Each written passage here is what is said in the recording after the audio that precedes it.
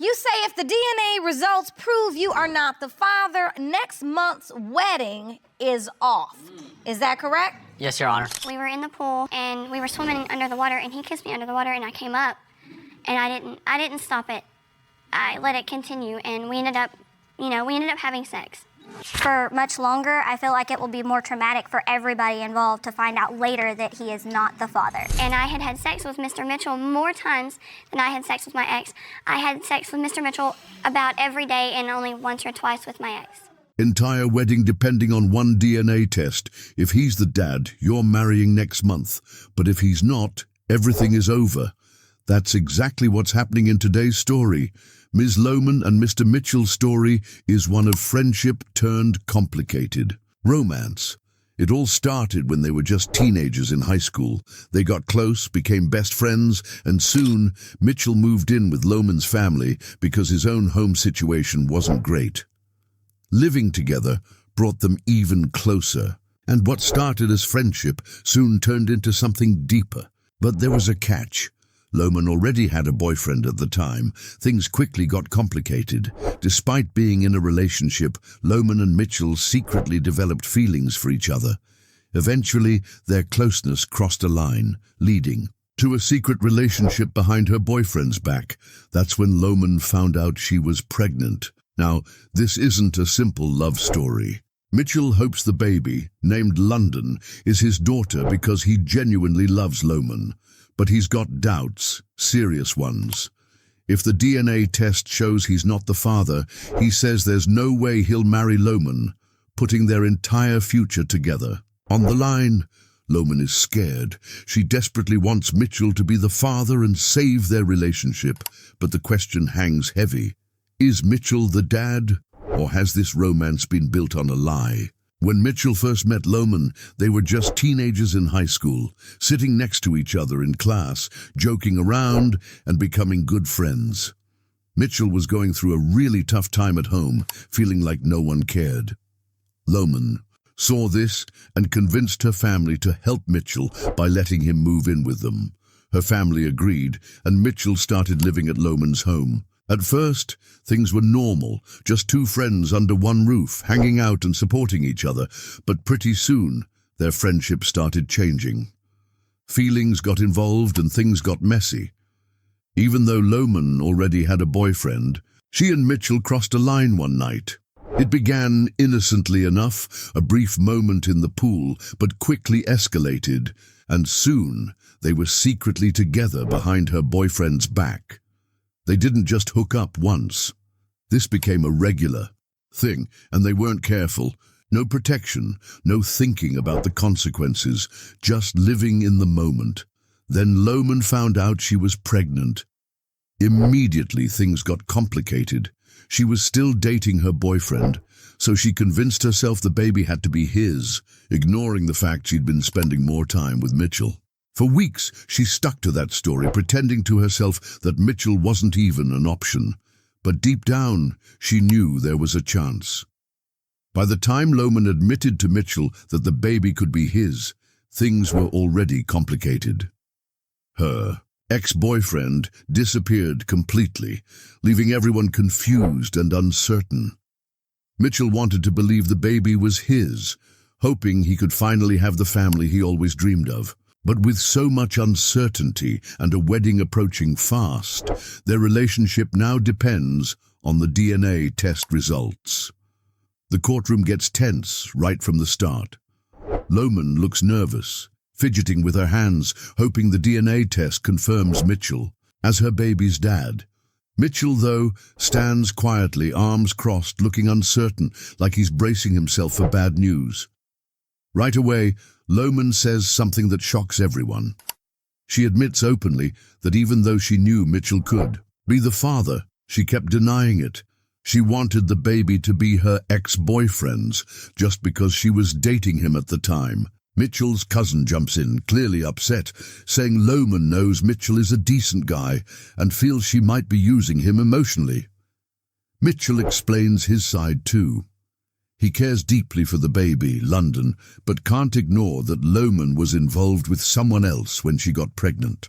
The judge questions Lohman directly, asking why she thought the baby belonged to her ex when she was also involved with Mitchell.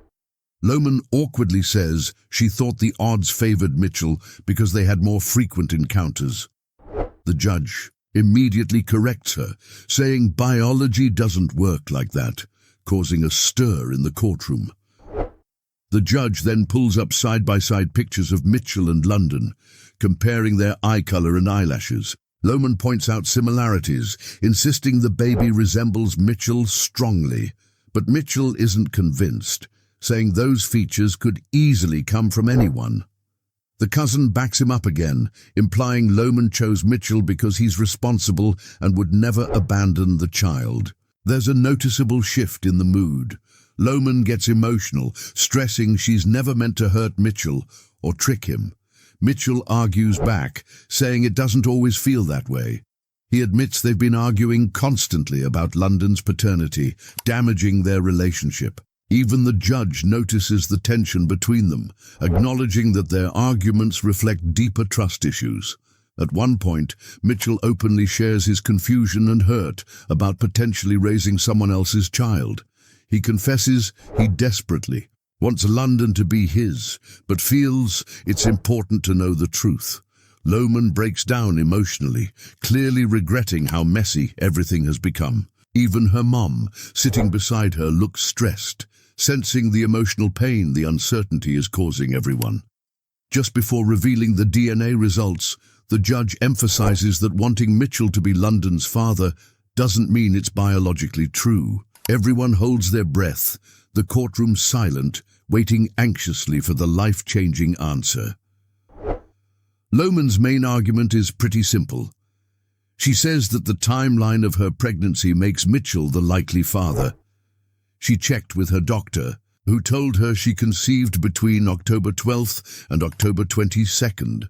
Lohman did the math and realized she'd been with Mitchell a lot more during that time. They were intimate nearly every day, while she'd only been with her ex-boyfriend once or twice. So in her mind, the odds were strongly in Mitchell's favor. But Mitchell quickly countered that argument, pointing out a basic fact. Making a baby isn't about how many times you do it. It only takes one time. Even if he had been with Lohman more often, her ex could still be the father from one single encounter. Mitchell's point was logical. He wasn't being emotional. He just wanted clarity, not guesses or probabilities. Then came the arguments about physical appearance. Lohman confidently pointed to London's features, especially her eyes and long eyelashes, insisting they were exactly like Mitchell's. Mitchell shrugged this off, saying blue eyes or thick eyelashes aren't proof of anything. He believed Lohman saw what she wanted to see because she loved him, not because London genuinely resembled him more than anyone else. The discussion then shifted when Mitchell's cousin spoke up. She argued Lohman was playing with Mitchell's emotions because she knew he was a good person and would take responsibility. To her, Lohman was using the situation to secure a stable future, emotionally pressuring Mitchell into marriage and fatherhood without solid proof. Lohman's mother, on the other hand, passionately defended her daughter. She highlighted Mitchell's strong bond with London, arguing it showed Mitchell's deep-down belief he was London's father. She felt that Mitchell's cousin was creating unnecessary doubt and drama, potentially ruining a perfectly good family before they even got started. But Mitchell's skepticism wasn't fading. He pushed back, emphasizing honesty and trust as the foundation of any marriage. He openly worried that Lohman hid things from him initially, which now made it tough to trust her fully. He felt that if Lohman lied to herself initially about the baby's father, she could easily lie to him now about how sure she was. The judge stepped in briefly, emphasizing the need for solid facts rather than emotions. She reminded everyone in the courtroom that paternity cases aren't decided by hopes, dreams, or wishes. They're settled strictly on biology and DNA. The judge's statement quickly shifted everyone's attention back to the reality at hand. The DNA results would be the ultimate truth. The courtroom fell completely silent as the judge opened the envelope with the DNA results.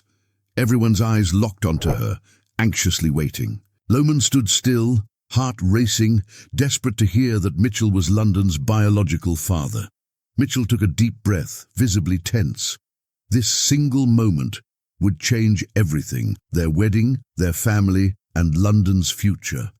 Then came the shocking words, "Mr. Mitchell, you are not the father." The room erupted with gasps and whispers. Lohman's eyes instantly filled with tears. Mitchell dropped his head, clearly hurt and disappointed, his hopes crushed. Lohman immediately broke down, crying openly in front of everyone. She truly hadn't expected this result. Reality hit hard. The man she'd planned to marry in a month wasn't her daughter's biological father after all. But Mitchell's cousin wasn't surprised. She had suspected from the start that Lohman wasn't being honest. To her, this DNA test was proof Mitchell was being manipulated emotionally, and she quickly pointed that out again. Yet despite the painful revelation, Mitchell's bond with London didn't vanish. The love he'd built for the little girl stayed strong. Even though he wasn't biologically connected, he openly said he'd continue being London's dad. This statement drew applause from the courtroom audience, who admired his maturity and loyalty. Mitchell said clearly that biology wasn't going to stop him from being part of London's life or providing for her. Lohman, still emotional, apologized directly to Mitchell for putting him through this uncertainty.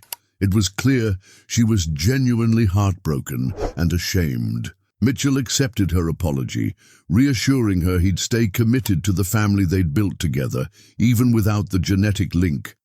The judge praised Mitchell's decision, reminding everyone present that fatherhood is about more than just DNA.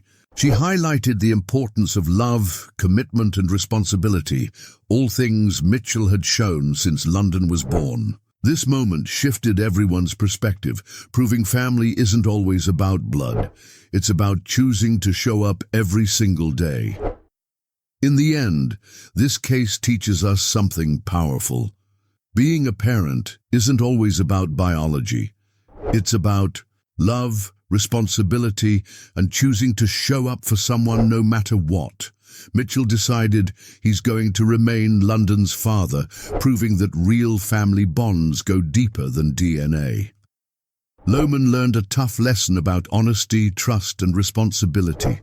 But in the end, their family stayed strong because they chose love over uncertainty. This story shows clearly that even when the truth hurts, facing it honestly is always the right choice. Subscribe to watch another shocking courtroom case unfold next.